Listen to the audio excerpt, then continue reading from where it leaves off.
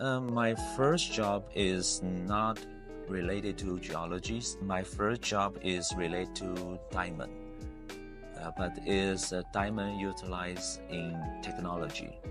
At that time, after a few years as a RD engineer, I want to come back to geology work. And what hit in my mind is, why not geothermal? Because my master degree is, we do the research about the basalt, yeah, about the reservoir magma chamber.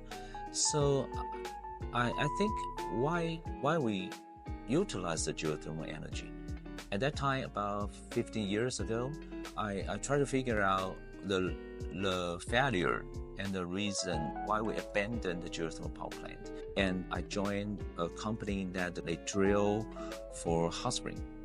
And the boss want to develop geothermal power. Yeah, so I start from that. So after my several years in the company, I start my PhD career and to start to figure out in the research and to find out what's the blind spot of the government and all the members they think. Personally, that's a mission for me, to persuade the government and persuade to the public, and I'm willing to become a representative from science to educate the public that geothermal is a very good selection choice for our future. And in Taiwan, most of people think of the geothermal is a failure technology. They have a bad impression to geothermal, but we have to change their impression. And I think that's my mission. I do this for my kids, for the next generation.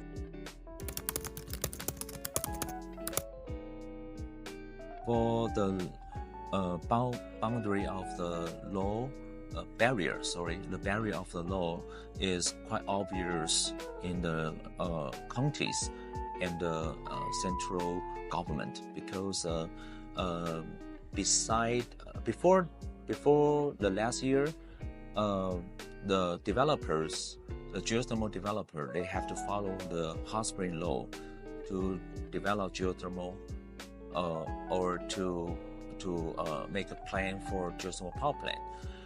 That's weird, because the hot spring law only for one hot spring well, and they didn't define the injection well.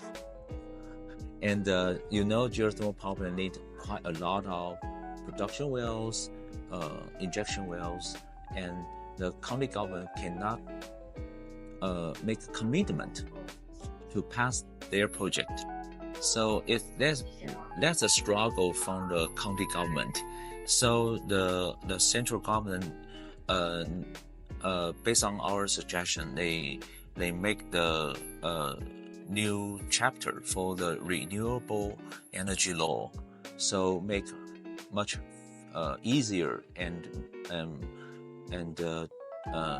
simplifies all the procedure for the geothermal power plant. Yeah, so I think in this year, the new law will activate, and the new developer will enjoy the new procedures processed to their new project. Yeah, and that will be speed up all the process.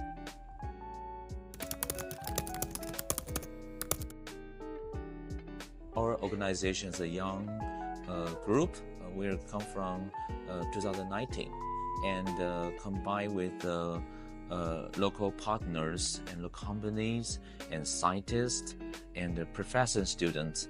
Yeah, we organize this for to shift the energy policy and make a more friendly industrial condition.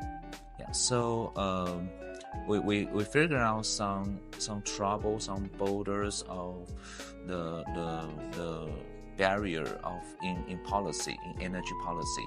So we think we must do something to change.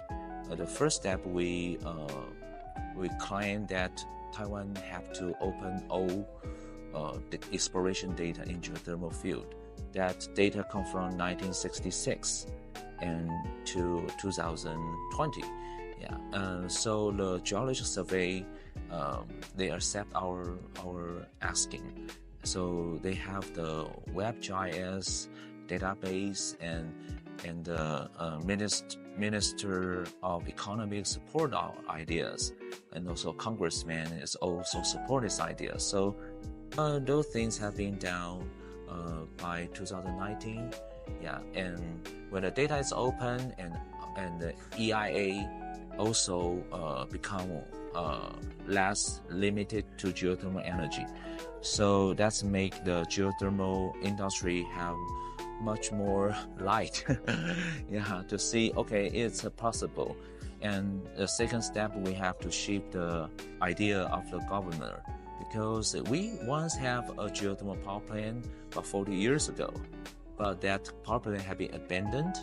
The private company in Taiwan, they restart the geothermal power plant after 28 years. They collaborate with OMAT, and it's a very critical step. Taiwan get back to the a geothermal country, and that step is quite critical. And the governor have they know that a geothermal is not, they say, a mature technology or a technology that we 2030 later will fulfilled.